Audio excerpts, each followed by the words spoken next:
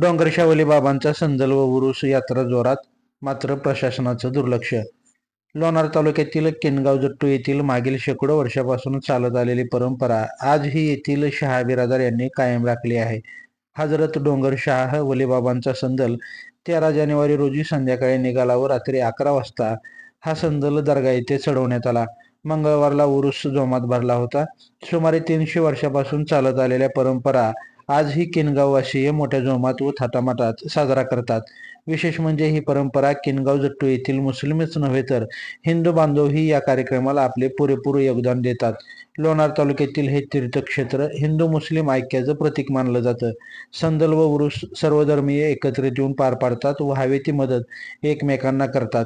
परंतु हजरत डोंगरशाह वलीबाबांचे स्थान हे किनगाव जट्टू येथून सुमारे 3 ते 4 किलोमीटर अंतरावर पहाडीत असल्याने येथे भाविकांना चांगलीच तारेवरची कसरत करावी लागते.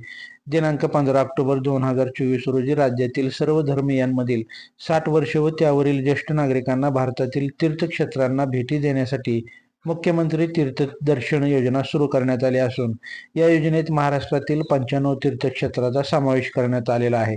त्यापैकी एक हजरत डोंगरशाह वलीबाबा हे आहे.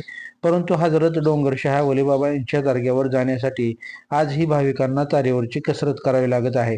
येथील रस्ते पायी चालण्यासाठीही कठीण आहेत. दर्गा परिसरात जाण्यासाठी रस्ता तर नाहीच, परंतु लाईट व पाण्याची देखील सुविधा नाही. याकडे प्रशासनाने लक्ष देण्याची गरज आहे.